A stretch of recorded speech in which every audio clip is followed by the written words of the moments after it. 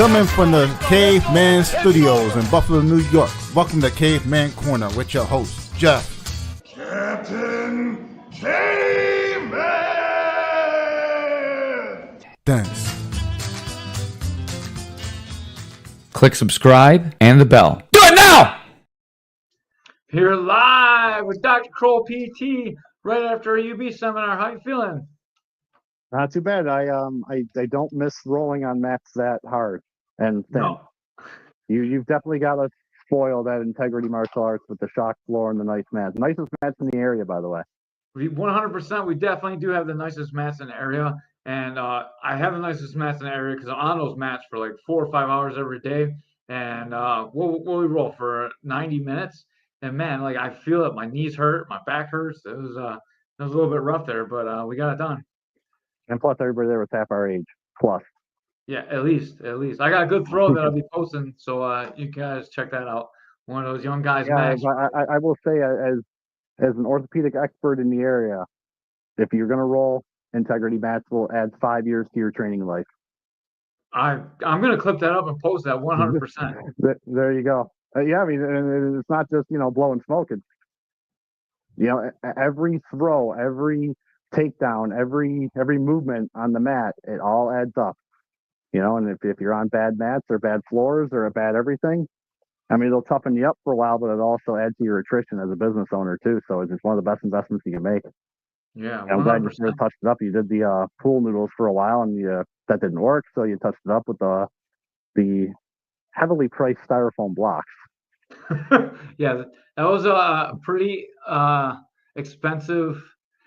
Finding out that they're styrofoam. They're supposed to be shock absorbing styrofoam. It feels just like a regular styrofoam block. It does a really good job though. So I guess whatever it costs is worth it to keep my knees healthy. But actually, Grandpa Butch, this old guy that I trained with for a really long time, he's the one that gave me the idea to have good mats because throwing each other on that hardwood floor like destroyed his body. And he talked to me about it over and over again. So first thing I did was I made sure that I put in nice mats and a good solid base, good floor and everything. Again, it's one shot at a time. It's a couple newtons of force less every single day.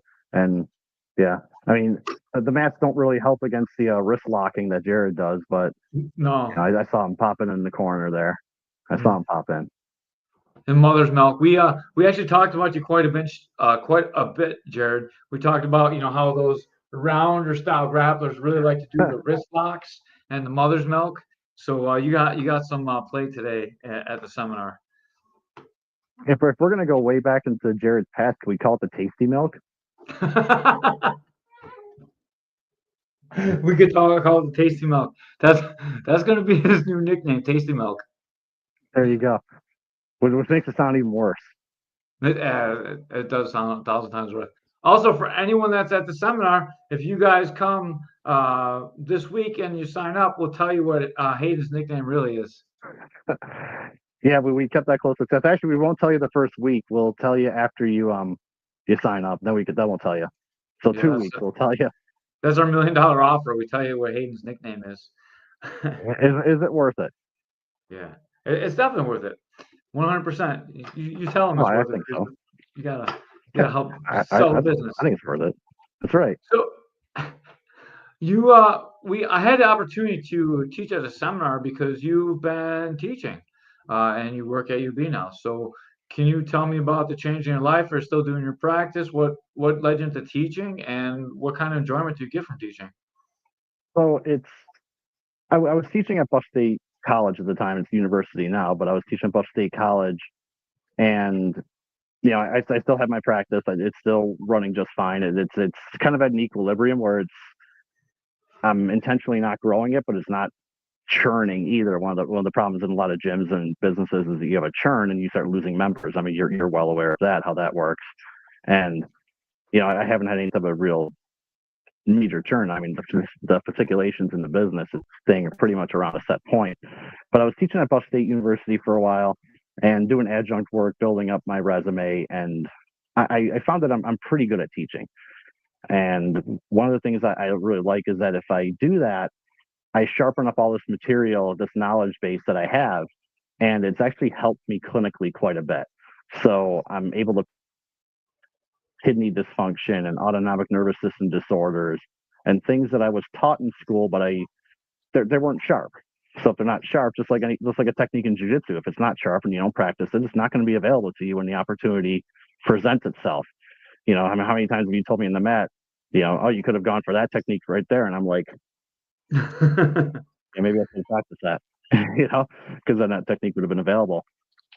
So I got a call in fall of 2023, about a week and a half before the semester started, and they needed someone on sort of like an emergency hire basis to take over for somebody that was moving to a different part of the school. And, you know, and I have some similarity in this. Like, it doesn't really matter how full our plate is, we're going to add stuff to it. You know, if the opportunity rises, we'll figure it out. We'd rather have the opportunity for major growth or something interesting. We'll figure out the rest of the plate later. So I'm like, well, I'm already scheduled to teach at Buff State a couple classes. I already have the clinic, and now you want me to do full time at UB? Okay. So added it in there. Built one course completely from scratch for Indian physical therapists, and then taught 2 full-time courses that I had to redo quite significantly at UB. But yeah, the biggest benefit, like I said, is just really sharpening up this material for myself. When you talk about clinical application, I sharpen it up for myself. And ever since I started teaching in 2018, I've really picked up on differential diagnosis so much better. I'm picking up on, like I said, renal issues, OBGYN issues, you know, neurological issues that I never would have picked up on before, acid-base balance issues that just, you know, I knew about, but I wasn't keen enough to pick up on them anymore. So it's really been a benefit to me clinically. That's a really cool thing to hear. And then when you're running the class, do you have a curriculum that you have to follow, and this is why you're learning more about the things that you're a little bit not brushed up on the most? So we have a general overall curriculum for the exercise science department that I teach in, and my course fulfills certain parts of that curriculum. So one of the courses I teach is a strength and conditioning course, which is basically a CSCS primer, which is a certification. Another one is essentially anatomy and physiology. So you have a basic block of stuff that you have to cover, and then how you cover that and the means you go about that is generally up to you, as long as you're actually covering what you're supposed to be covering. Yeah, I can't have an anatomy and physiology course and just not cover the digestive system, and then, you know, like that won't fly. But they don't micromanage you in terms of saying, hey, you have to teach it exactly this way and exactly in this order. You know, they're like, you know, you're a professional, you figure it out. If you need our help, we have it. But, you know, do it a couple of times, find out where the cracks are, meet up with the more senior faculty and the chairs of the department and clean it up. But no, it's a good feedback system. I'm pretty happy there, because I don't like being micromanaged. You know, I think, again, we're all professionals. We all bring something interesting to the table. So if you micromanage people, you're taking away that autonomy, which makes them special. Yeah, I think that's a good point. And I love your office. I got to see your office today too. First time I was in like Yeah. the professor's office. I never run to the professor's office when I was in school. I tried to stay away from him as much as possible and just got the bare minimum done. You know, kind of like Hayden. So Oh, Hayden's not a bare minimum guy. Hayden is incredibly aware of how much time he has to spend and if it's worth it. I don't think that's a problem. I think because Hayden also doesn't come into my office and explain, hey, I didn't get a 95. Mm-hmm. That's fine. Like he knows I'm willing to do this much. Like I know I can get an 85 with this much work. I need to do this much more to get a 95. It's not worth it. I'd rather roll. Okay. Yeah. I don't like that, because if he gets a 95 or higher, then you have to wear my shirt in class. And so now I got to beat him up because he didn't do it. I know he's got an orthopedic injury you can focus in on. Shooting back into orthopedic injuries, which is a great segue, actually. You've been working with more fighters. You've been working with a lot more athletes. What do you run into? What are like some of the most common problems that we as competitors present to you, that we're our own worst enemies? Where if we just listen to a little bit of your advice, we would probably have less injuries. Part of the problem, I would say, is and it is not just the fighters, runners, dancers run into this quite a bit as well. No pun intended for the runners. there's no real off season for what you guys do. And unfortunately, I think it's also a matter of verbiage because, I've grown in the way I've expressed these things and trying to find the happy medium of how I can get this message across without people hearing stop training, which is exactly what athletes hear. When you say, hey, introduce an off season or do this or do that, what they hear is stop training. I'm going to lose everything I was doing and I can't afford to do that. And a lot of your high level pros will take a 3 to 4 month off season. It doesn't mean they don't train. Like hockey players, they take a 3 to 4 month off season. They don't forget working on their skill. They just cut it down to maybe one time a week. And then they focus on, okay, I'm going to work on hypertrophy or strength gains or power gains or something else in the gym that's going to help me with that while allowing these sort of overuse repetitive movements to recover. And that's where you see your problems with most of your athletes is they just don't introduce an off season. They won't stop rolling 5-6 days a week. And, to be quite honest with you, you're an outlier. You can handle it. But I mean, jiu-jitsu, like most anything else, is a sport of attrition. And while we see the people like you that are black belts and are successful at it, we don't really see the mountain of people that have stopped doing the sport, which I think a fair amount of them could have kept going if they maybe would have approached the sport a little bit better for their own body. And it takes that input too, is saying, okay, what can my body tolerate? You've known me a long time. I've never really stopped training, but I don't train hard enough or frequently enough to significantly advance.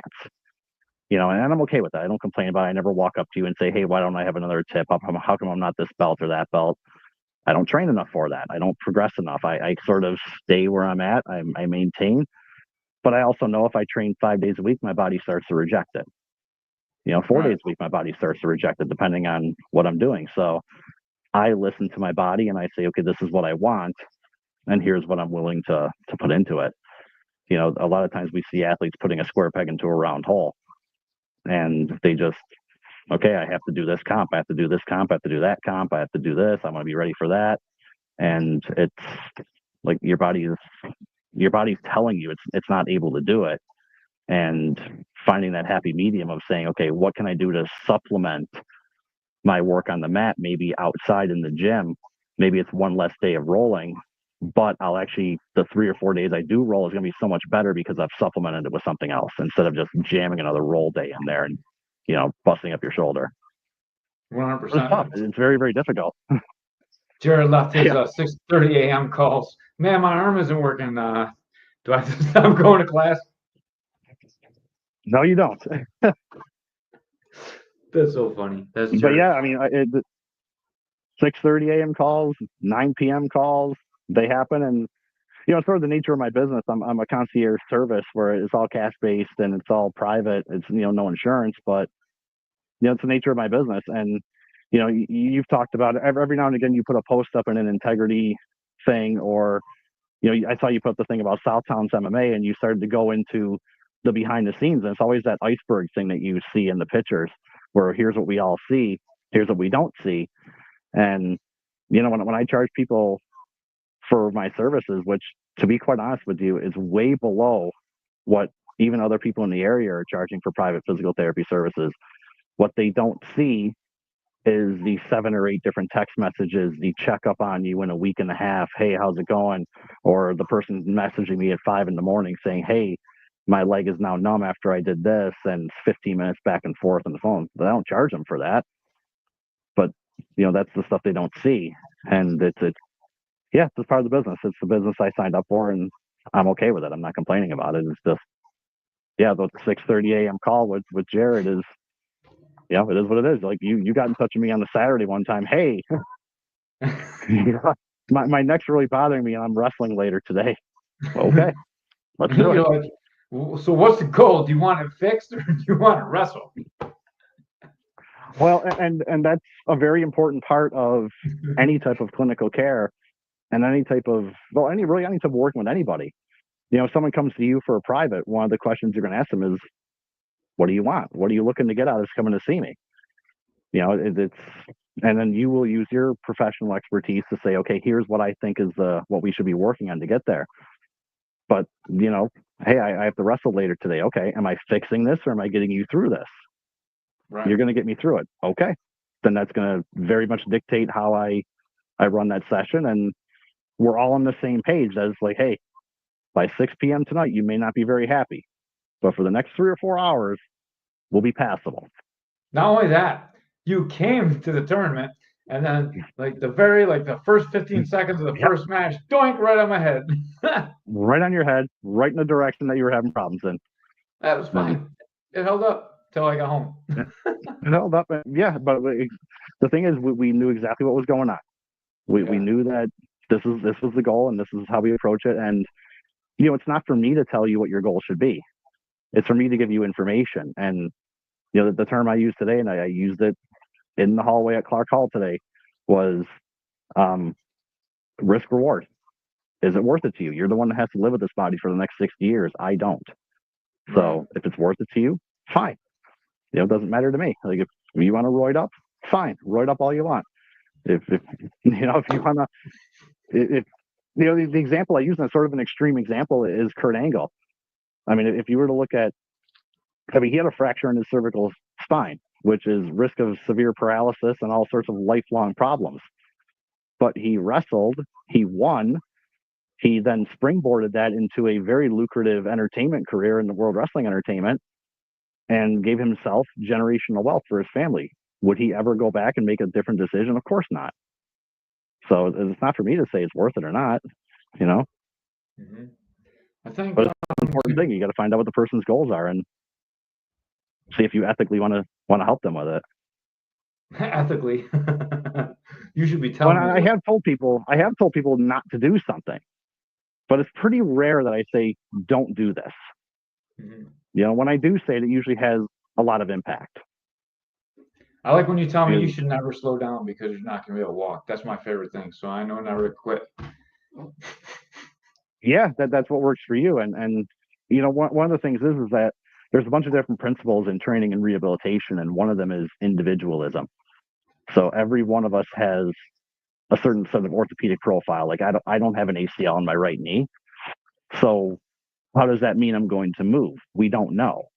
Like we have a guess as to, okay, here's what we normally see with people with this type of orthopedic profile, but it doesn't mean that I'm going to fit that. I mean, if people didn't know I didn't have an ACL, nobody would ever know.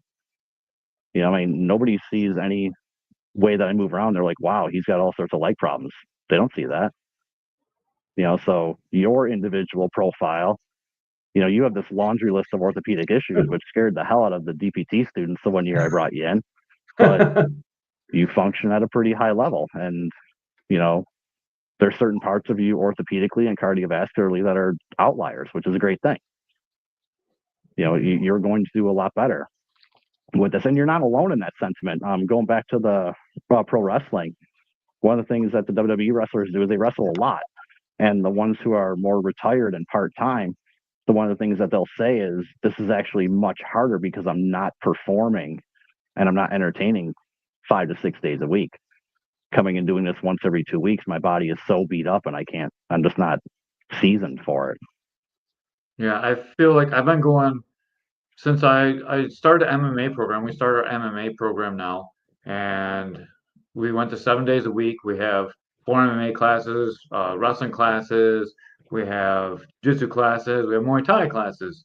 So I've been going nonstop. I've been sparring pretty much every class for 2 straight months, and I'm still here. I've been doing better with taking care of my body. I realized every day I have to get up and I have to go train again. So I know not to get hurt in positions. And I think as a up and coming training person in jiu-jitsu or MMA or anything where we're actually grappling, I think it's really important that we're able to give up positions in practice, because if you're feeling a lot of torque on your body, you should be working on getting to a spot where you're not feeling so much torque, where you can go with it. Because over time you're going to get hurt. And I was just, that thing I posted in our chat group the other day about who gets hurt. And you see from purple belt and up, the injuries go way down. It's because at purple belt and up, you can kind of control where the roll goes. And you've been there enough times to know oh, this is going to hurt me. I should go with it. If you feel like something's gonna like break, it just might break. So you should probably go with it. And it might take a few injuries just to realize what happens. And I think that's where a lot of the attrition in jiu-jitsu comes from.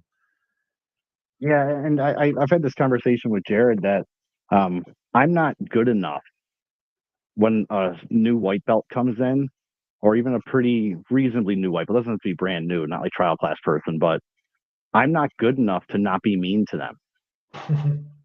People are like, "Oh, you're mean to them." I'm not good enough. I'm not like Ilfrey or Ryan or Joe, who's much better than I am, and like they can protect themselves a lot better. Like I'm big and strong, but still I can get caught in a bad position, or something that they're not going to get into, or they can get out of it much easier than I can.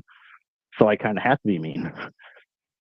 But yeah, to your point, the higher belts, purple and up, that really appears to me from my sort of intermediate perspective on it. That seems to be the turning point for when you actually turn into someone who's practicing at an advanced level.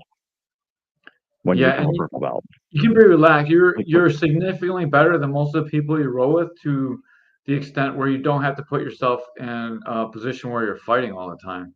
I mean, you can right? choose to. Like if you're a competition and trying to get your heart rate up, and you're going with someone else that can protect you, that's moving at the same pace as you, like you can do it at that pace, and like you need training like that as well. But um, to your point, like probably the worst thing that happens with white belts is, number one, you have to protect them from hurting themselves, and number Yeah. two, you have to not get elbowed in the mouth or a knee in the face or lose teeth because they're doing something completely wrong. So if you're not actually protecting yourself, you can get really injured from a 90-pound girl can hurt you like really bad if you're even being and you really have to protect yourself. And that's why I said today, with the seminar, we did a little bit of rolling at the seminar, like, and you're at such a level where you can completely control the situation with just about anybody that you're ever going to roll with at a seminar like that, for sure.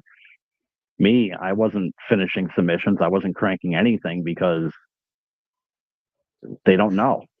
Yeah. They don't know that they're in a bad spot. They could roll a weird way, or they could squirm, or they could try to power out of something and all of a sudden snap. And again, I'm not at that level where I can completely protect them. So the way I do that is just don't crank it. Let it go. I know I got the submission. Doesn't matter. I don't get any points for it. So there's no medals. It's just no one needs to get hurt. Yeah, unless you're like us and you got a racket built up, or we injure each other and we send them to you, and that's how and then you send them back to me, and I hurt them some more, and like that's a great racket we got going on there. Right. Yeah, I'm not good enough to be hurting a lot of people. Usually the people that I'm good enough to really hurt, they're just not going to come back. Yeah. So that's actually bad for us. We'll get through the comments real quick because we got behind on them.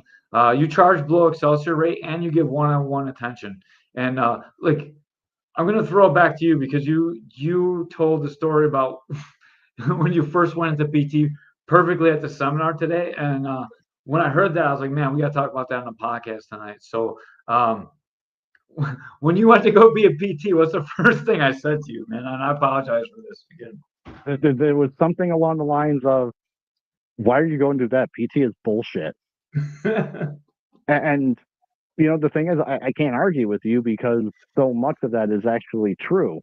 And if you will afford me a chance to tell you some of my background on this and my thoughts on this, why I'm sort of persona non grata in our profession, I will gladly do that. Please do. Please do.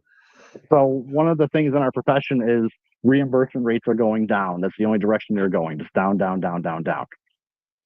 And our PT advocacy groups like the APTA, even the UPTA in some degrees, will just complain about it. They'll talk about, physician-owned practices are bad and insurance companies should be paying us more and we should be lobbying this, we should be lobbying that. And one thing they never do is they never go after the inside of our profession. So we really can't change what happens in Congress with Medicare and the reimbursements. We really can't change the insurance companies, but we can certainly change ourselves. And that has been my message for the last 10 years. You're pretty well aware of that message. Like, we need to do a better job. And I get nothing but heat from inside the profession for it. If I think if we spent in the physical therapy profession going after the clinics that are seeing 4 patients an hour and doing cookie cutter exercises, we would actually get a lot better off, because we could then have a leg to stand on and say, hey, we're doing a really good job. It doesn't matter what our degree is. Nobody gives a shit about our degree, to be quite honest with you. We have doctorates. Nobody cares. You guys only care if we're doing a good job. I mean, you would go to a kinesiologist or a personal trainer if they were doing a good job with you and made you feel better. You don't care about their degree as long as they get the results. So we don't have a leg to stand on when we tell these insurance companies we want more money, because we do a shitty job. And it was immediately to your point. Your point is not something I've ever argued with you about. If PT is bullshit, yeah, a lot of it out there is. A lot of it out there is garbage. A lot of it is semi-supervised or unsupervised cookie cutter exercises. It's things you could and should be doing at home. It's passive treatments that have no clinical evidence behind them. And even though that's not always, the end all be all, when a clinical passive treatment like ultrasound is 25 to 40 years old, it should have some clinical evidence at that point. These things have no evidence behind them, no significant evidence, but they get used, and they're going to get used a lot more, which I can get to in a second. I know I'm kind of off on my PT rant here. I'm sorry. No, I love it. But it's a real problem, right? We if I was an insurance provider and I walked into a clinic, and I'd actually start paying us less. I mean, I'm on the side of the insurance companies paying us less because we don't deserve more. And that type of message saying, hey, we need to do a better job, everybody just fights me on it. It's insane how much they fight me on it. Well, they'll blame the insurance companies, and I'm like, we're not doing a good job. Why would you pay us more?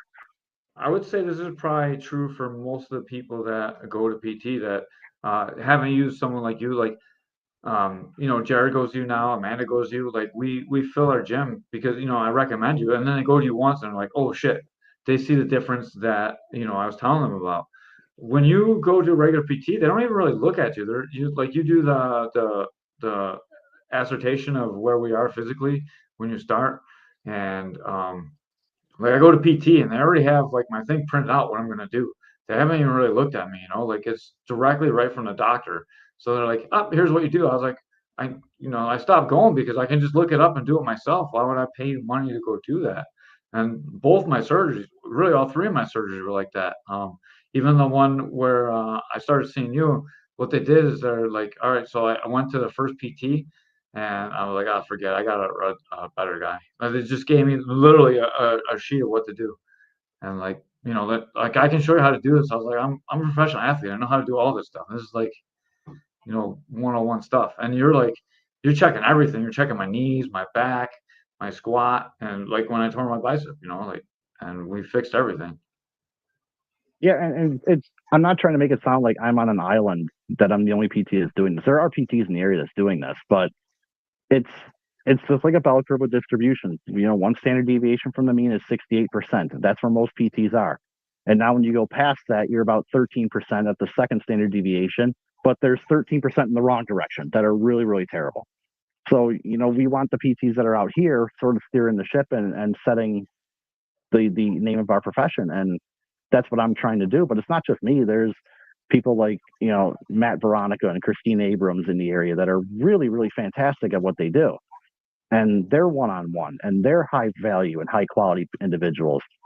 So there's enough of us out there. It's just we live on our own little islands because we're not going to deal with insurance companies denying us payment. We're not going to deal with the overhead that comes with an insurance company. We just want to get people better the right way, whatever that is. And again, the 2 other people I mentioned, we have all different ways of doing it, but we get to the same goal, and it's all because we do high quality care, and it's not hard to do, to be quite honest with you.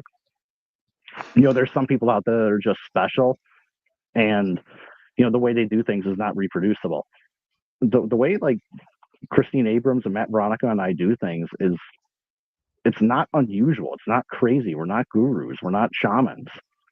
I mean, we were trained at least Christine and I were trained at UB. She's 1 year behind me in the program, and we just did our own education after postdoctoral, and just said we need to do this better. The way that most PTs are doing it is not good.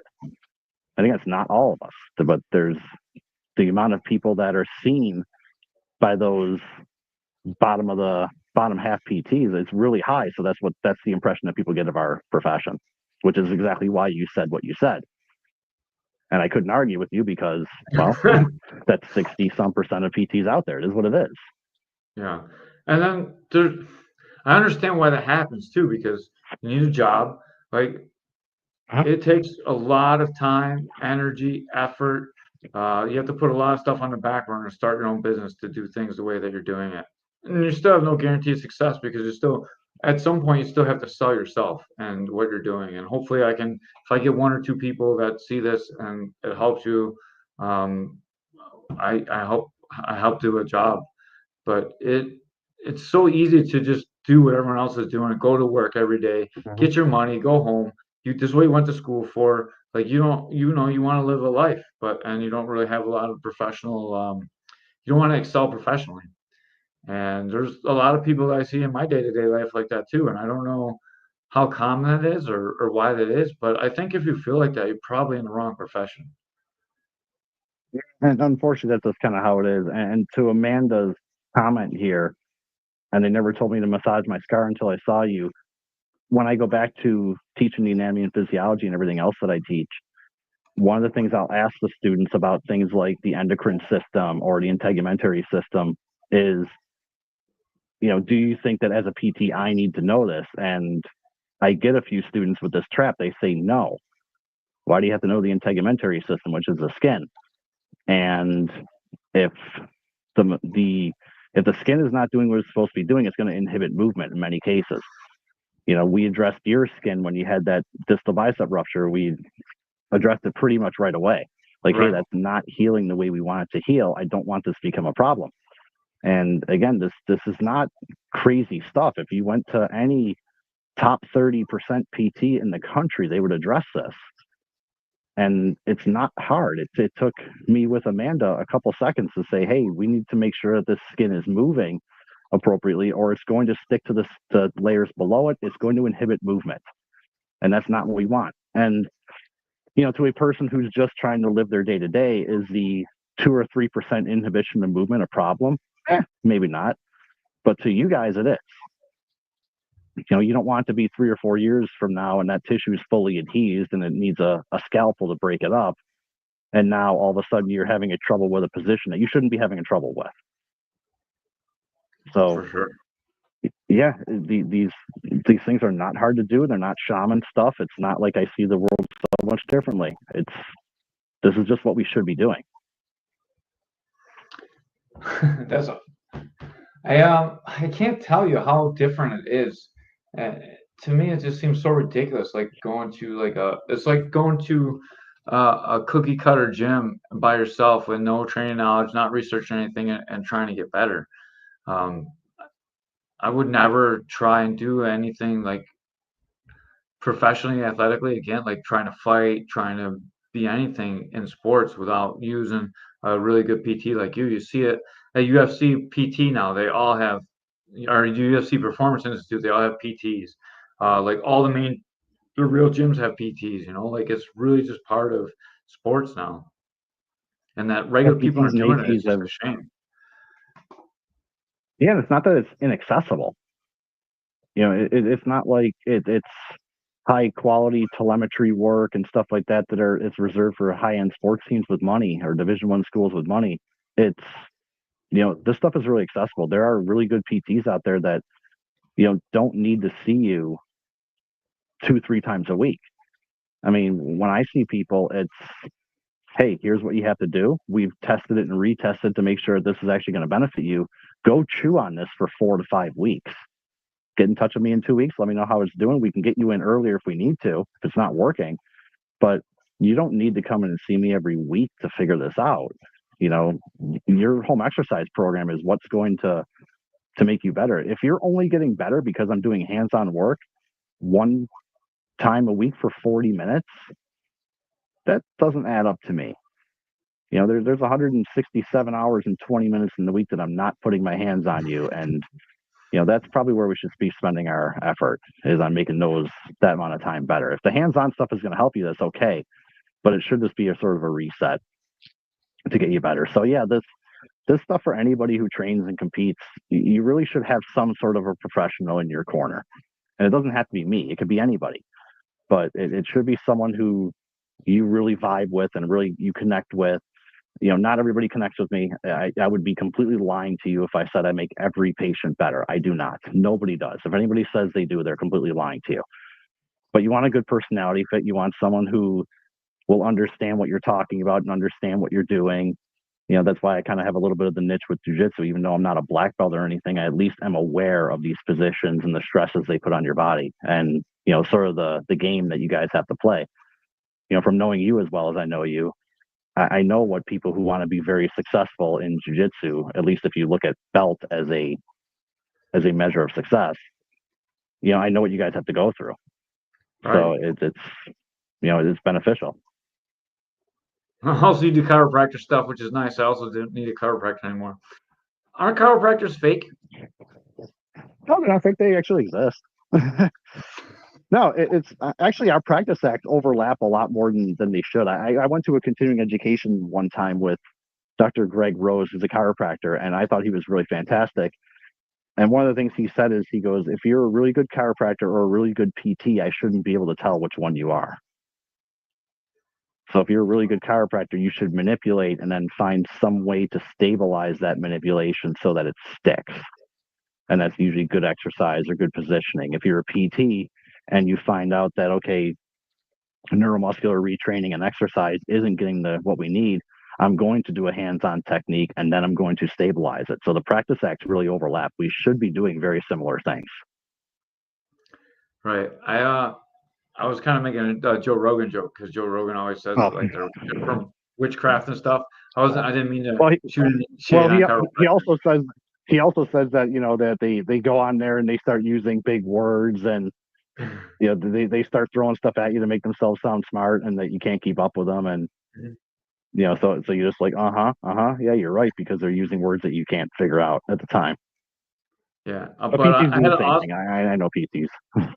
I had an awesome chiropractor, Rich Brown, and he did the same stuff that you did. Like, he'll crack you up and he's like, all right, you got to do this, you got to do this, get this set. And he helped me quite a bit before I really started seeing you.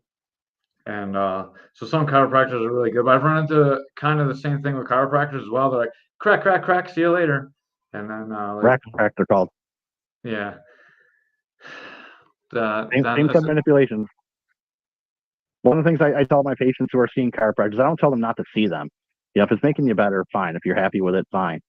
But one of the things I'll tell them is, tell your chiropractor what's going on with you. And if it's something new or something different and they do the same set of manipulations, you might want to consider going somewhere else. Because it's, they're not addressing your needs. Something else is going on. It's the same set of manipulations aren't going to fix it. Right.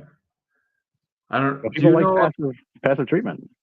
Do you know a lot about chiropractic? Do they come in kind of like with the same set routine, like like a cookie cutter PT does? Obviously we talked about the curve. There's always going to be the people that go above and beyond, and there's always going to be regular people. I like watching Rich Brown run his practice. I see how much turnover he needs to actually make a decent amount of money. So I can see why we run into these problems where there's not time to actually work with the patients. It's a business model issue. And one of the things you have to do in your business is you have to keep your overhead at a certain level. And that becomes difficult when you start playing with workers' comp and no fault and insurance and stuff like that, where, your reimbursement can dry up or just be denied straight up. So it's a real challenge. I don't like to leave that type of stuff in somebody else's hands. That's why I do the cash-based stuff. And I can always increase my prices if I really want to. And I keep my overhead low. I have a complete sweetheart deal at the place I'm at right now, which I'm very happy with. It's not a perfect place. The accessibility could be a little bit better. We have that ramp in the back if you drive through Beirut to get there, and then that convoluted elevator system. But, for the most part, it's okay. And then the overhead's really low. So, yeah, you kind of have to set up your business the right way, or else you're going to get stuck in a position where, okay, I have to see one patient every 10 minutes to make this profitable.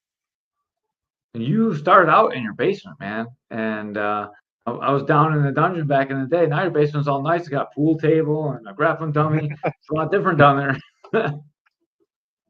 Yeah, now they don't bring people down there, I can make it nice. What was it like? Was it a scary jump to go into business for yourself? Like when you first went over to Meadowbrook?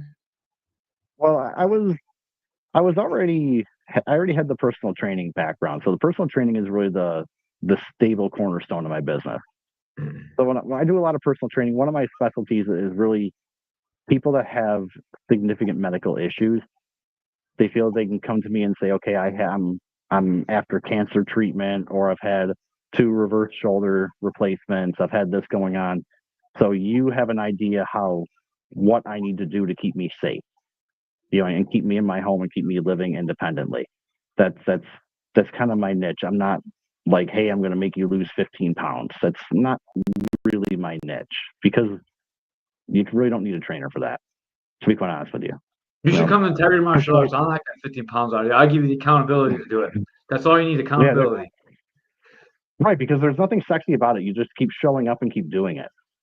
You and I are at the point, and most of the people that work out in Integrity are also at this point, or pretty close to it, where you and I don't get motivated to exercise. It's just a non-negotiable part of our day.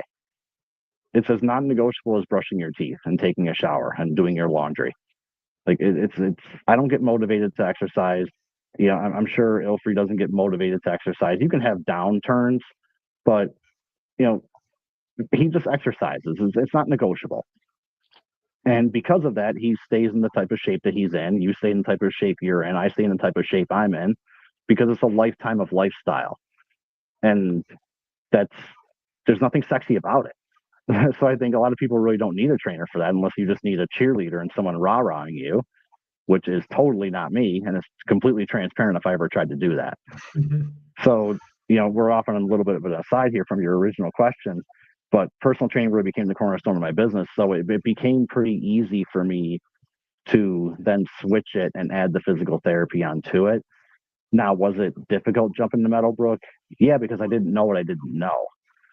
I went into a lease that wasn't terrible, but it probably wasn't good either for where my business was and my business goals.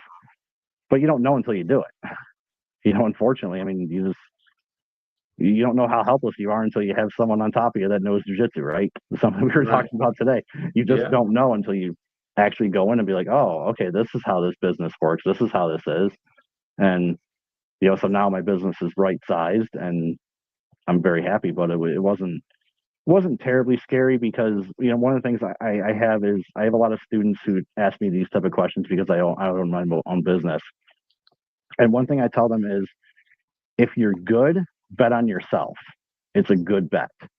If you're mediocre, might not be a good bet. Doesn't mean you won't succeed, but it's a riskier bet. You might be better off working for someplace else and letting them handle the overhead, especially if you're undisciplined.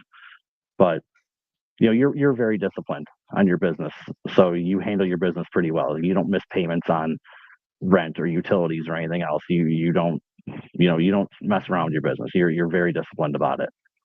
So you're going to be at least somewhat successful, and you're very good at what you do, so you'll be successful on that end. But yeah, I not to sound conceited about it, I'm just being pretty straightforward. I know where I stand. I know I'm pretty good at what I do. So I knew this would be a smart move for me. Yeah, I like that. I was like nervous, and I was just subletting from you, like it was a big stand for me. Like when a gym starts, like Wolves, like Brandon Muckle starting the Wolves Academy. I'm sorry if I butchered the name, Brandon. I haven't really talked to Brandon about it, but like when you go into business for yourself, you find out a whole lot of things real quick. You're like, oh, now I know why this was like that.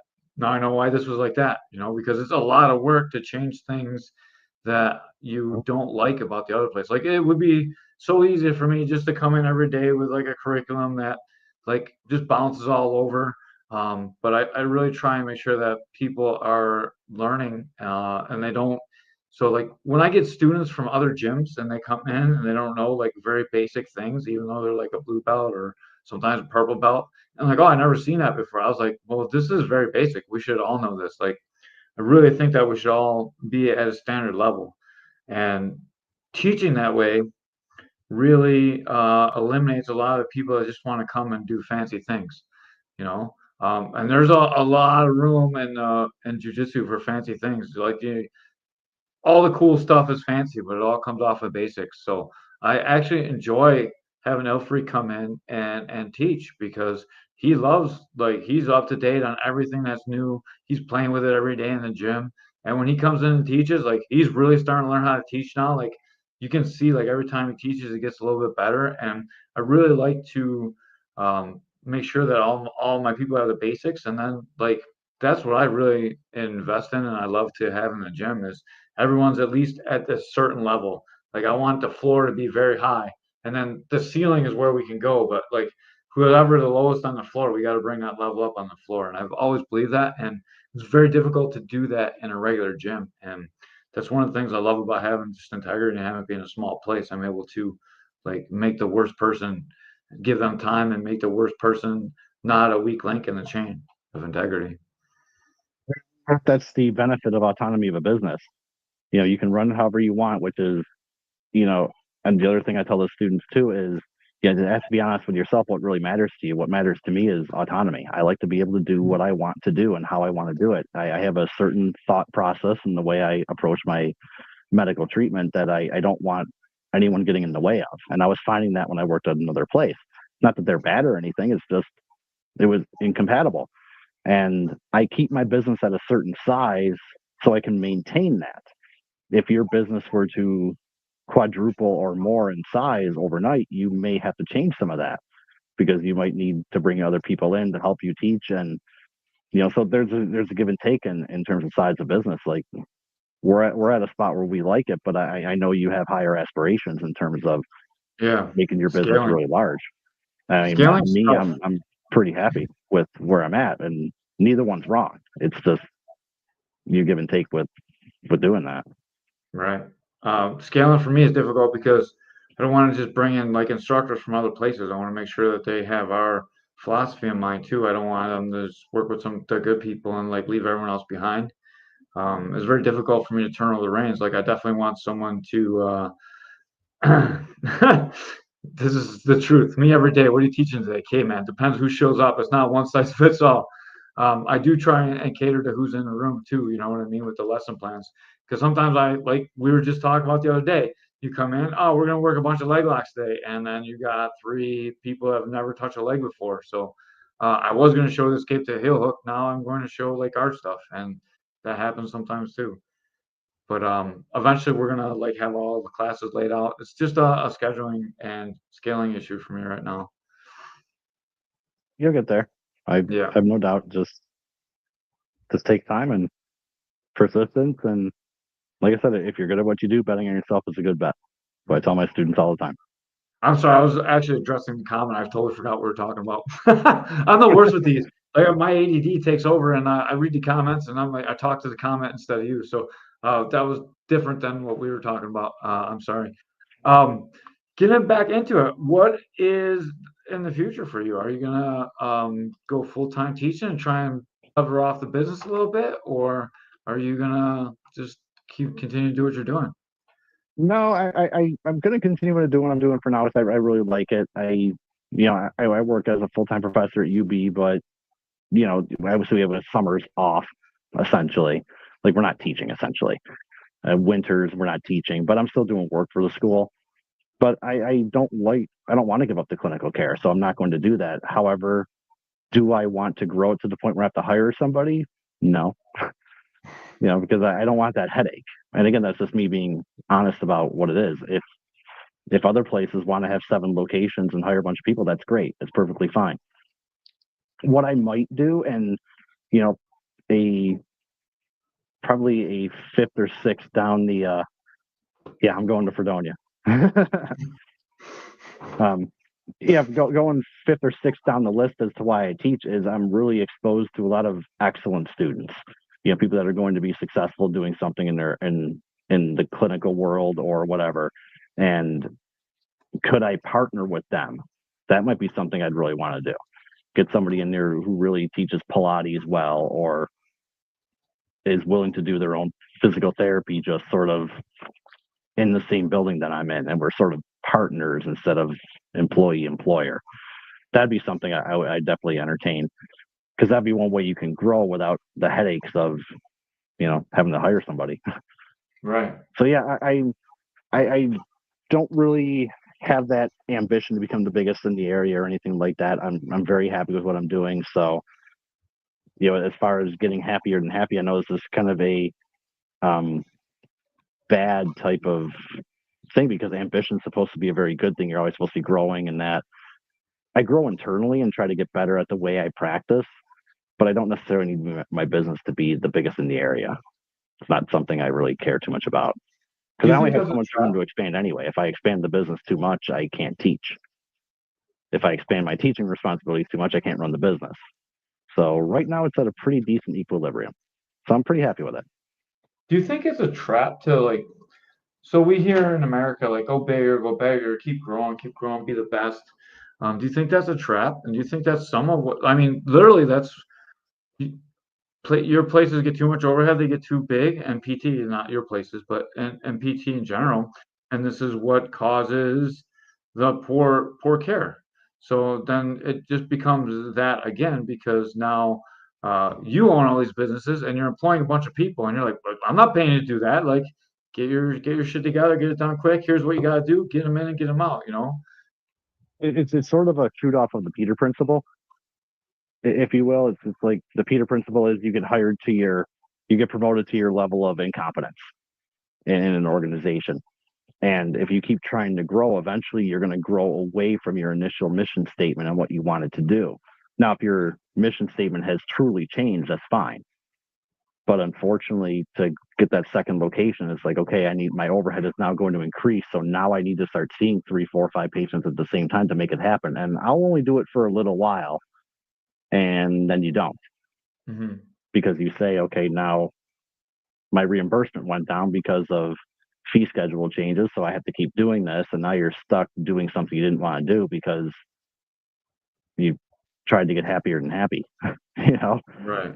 because you're supposed to be always moving forward, when to me, I've sort of shifted my focus of moving forward. To me is just helping people. I mean, if I can help Jared do his thing and stay on the mat at his age, great. If I can help Amanda get back to more serious competition, then great. That is moving forward. I'm moving somebody else's life forward. It doesn't have to be my business has more people in it. It's, why did you get in business in the first place? That's kind of the deal right there. So I think it's just sort of shifting the focus. But yeah, you absolutely can trap yourself in this. I have to keep growing and I have to keep evolving. I have to keep changing. Like, my treatment should be evolving, but I don't have to have a bigger business to be doing better, per se. Right. And you're not financially successful where you're living in a mansion and driving 2 Lambos, but you're doing well for yourself. You're able to go on vacations, you're able to eat whatever you want. Like, how rich do you really need to be? Yeah, there's been several studies done about, how much money do you need to be happy, and is it a linear relationship? Is it a curvilinear relationship? And it really kind of flattens out. People make us above a certain point and they're no longer any happier. Usually because your problems that come with that type of money change, Right. or what you had to do to get it or what you have to do to maintain it. So it's yeah, I'm pretty happy with where I'm at, and I don't really feel the need to get bigger, per se. I know that's, again, always looked down upon in the business world, but my overhead's low. I don't need to raise my prices 25% every year like other people do. Like, I just don't need to do that. I feel like then I'm not helping the people that I really should be helping. Right. Well, if you do see Caveman open up multiple locations, trust me, it'll be better than ever. I'll never sell you out for money. I will do that for sure. But if you At least see you're me with like forthcoming 5 locations, what's that? At least you're forthcoming about it. Yeah. If I can make all kinds of money, I'll throw you guys all under the bus to make that money. But until I'm at that spot, I'll continue to give you guys the best instruction that I can. One more time, I want to pump out there. Me and Dr. Krol are both in the Niagara Climbing Center. We're right off the boulevard. It's probably the easiest, and it's telling you Strat Avenue. Like, just go off the boulevard. It's the Niagara Climbing Center. We're both in that building. I have a full-time MMA program. post a link to like all the class schedules in here as well. And then Dr. Krol, if you want to like send me your information, I'll post it in the final thing that we put out. And thank you for coming on again. I think you're the guest that's been on the most now. What's this, 5 or 6 times? I think this is 6. I mean, we were Fandoozying it. That's how far back we go. Yeah, right from we were in $1 million studio, and now we're in my apartment. It was that Baird Institute, Yeah, right? that place was awesome. Of Sweet Home. I wish that guy didn't go broke. He lost so much money on Fandoozy. Ugh. Yeah, well, it is what it is. Yeah, He took a swing, though. I'll give him that. yeah, and now he's in Vegas again, and he doesn't talk to any of us. Whatever. We got some Dominion play. I'm sorry, Yeah, was that? you don't have time to talk to too many more people anyway. I only talk to people on here really, so this is all my human interaction. I don't really, unless I'm a coach, I'm not really seeing people. I don't really like talk to anybody because I don't have the need to. I just train. I got all my human interactions at work and in the gym. I don't have time for people. I just want to come home and be alone after. There you go, and play Call of Duty now. Hey, don't let people know I play first person shooters. I don't want people to talk. Dominion instead. How about that? Dominion instead, yeah. Play some Dominion. All right, guys. Thank you so much. Always pay attention to Caveman's Corner. We should be back next week with Ray. Hopefully, Ray's hard to get a hold of, so we'll see. Yeah, where is Ray? It's like I'm not a cop. Ray should be okay being on. I thought Ray doesn't go on if there's cops. Yeah, Ray has not been on for any law enforcement officers. Ray's not been into integrity since we have law enforcement officers training there now. So I don't know. I don't know. We gotta get Ray back. We gotta get rid of his fear of the police. I haven't rolled with Ray since we were on the greens. Yeah. Do you know that Ray and Adam are actually cousins? I did not know that. Yeah, that's how Adam found out about me. That's why Adam trains with me, because of Ray. Right. Ray's paying dividends for you. Yeah, and Adam whooped him last time to roll. They got to roll again now. Yeah, like I said, I haven't rolled with Ray in a long time. The last time I rolled with Ray, I dislocated my thumb. Oh, no. Oh, I remember that. That was Ray, huh? Yeah, and then I put him in an omoplata. Yeah. Man. I didn't know what it was, and I still finished the submission. We got class at noon now, too. So check out Integrity. Check out Caveman's Corner. K4 is coming back. We'll have some more K4 shows. Man, it's like less than a month away. I have some write-ups coming soon. And that's all I really got. Anything to plug while you're here, Dr. Krol? I have my place on Instagram at Perform Rehab Train. It's physical therapy, fitness training, concierge physical therapy. So you don't need a physician script. You can get in touch with me anytime and work on whatever, whether it's I have to get better at this move or technique. This hurts. Can we make it better? This is broken. Can you get me through this tournament on Saturday? Sure, whatever. It's fine. But yeah, I do all that stuff. I recommend them 100%. If you guys are a fighter or you guys are a serious competitor, I know we have a lot of you guys in the area from Booma, from WNY. You guys are all over the place. Wolves, whatever. Check out Dr. Krol. He can help everyone. He's not affiliated with my gym, although we're like really good friends. We're not affiliated. I'm gym neutral. I'll work with anybody. Yeah, anyone except for me, because I'm the worst patient ever. He's like, don't train. You're not the worst patient. No, I've never told you don't train. That's good, because I wouldn't listen anyways. All right, guys, peace out. Thank you so much. Yes. We have wrist lockers at Integrity Martial Arts, so if you have to type for a living, stay away from Tasty. Yeah, stay away from Tasty Milk. Dr. Krol, you're gonna have to show us some wrist stretches next time you're in. Yeah, my students got freaked out because of my wrists and fingers bending really far. Yeah, they do the whole So they were kind of freaked out by that. I didn't know that you were cheating in Mercy forever until I got older. You can never beat me? Yeah, what was going on? I was like, man, how do I lose every time? I'm such a little baby. And I finally figured it out after I saw how flexible your fingers were. I didn't know that forever. I've never lost a game of Mercy in my life. You would have to squeeze it hard enough to break them. you should be careful what you say. Now we got Nick Blackwell's gonna be coming for you. Oh, I know. Somebody. I'm getting old now. Somebody will just squeeze my hand and break it.